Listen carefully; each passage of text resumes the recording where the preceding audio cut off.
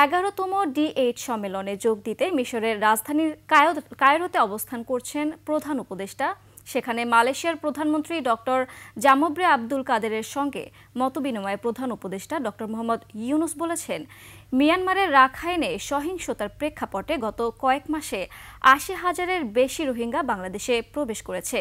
পরে প্রধান উপদেষ্টার প্রেস সচিব জানান, রোহিঙ্গা সংকট নিরসন ও আসিয়ানে বাংলাদেশের অন্তর্ভুক্তি সহ বিভিন্ন বিষয়ে মালয়েশিয়ার সহায়তা অব্যাহত রাখার বিষয়ে তাদের মধ্যে আলোচনা হয়েছে। মানিক শিকদারের রিপোর্ট। বুধবার স্থানীয় সময় সকাল 11টায় মিশরের কায়রোয় পৌঁছান প্রধান উপদেষ্টা।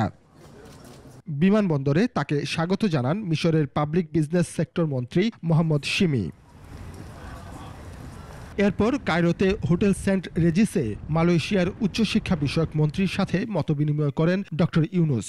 এ সময় মালয়েশিয়ার শ্রমবাজারে বাংলাদেশিদের কাজের সুযোগ, রোহিঙ্গা সংকট এবং আসিয়ানে বাংলাদেশের সম্ভাব্য যোগদানের বিষয় নিয়ে আলোচনা হয়। রোহিঙ্গা ক্রাইসিস নিয়ে কথা হয়, আমাদের ইলেকশনের টাইমলাইন নিয়ে উনি ওদেরকে একটু কথাবার্তা বলেন।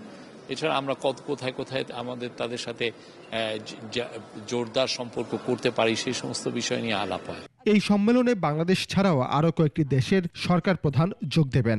সাইডলাইন বৈঠকে বাংলাদেশের পোশাক খাতের জন্য নতুন শ্রমবাজার ও শ্রমশক্তি রপ্তানি নিয়ে আলোচনা হবে বলে জানান প্রধান উপদেষ্টার প্রেস সচিব।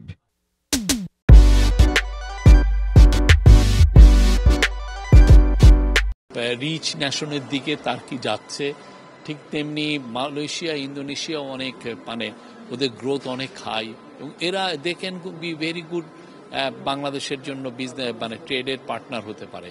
আমরা তো ট্র্যাডিশনালি আমাদের ফোকাস ছিল অলওয়েজ হচ্ছে ইউরোপিয়ান ইউনিয়ন নেশন বা ইউএস বা জাপান। তা আমরা এখন আসলে নতুন মার্কেট খোঁজারও তো একটা চেষ্টা আছে। D8 বাংলাদেশ, মিশর, Indonesia, Iran, Malaysia, Nigeria, Pakistan এবং তুরস্কের মধ্যে পারস্পরিক উন্নয়ন সহযোগিতায় প্রতিষ্ঠিত একটি সংস্থা। মানিক শিকদার, 21 টেলিভিশন, ঢাকা।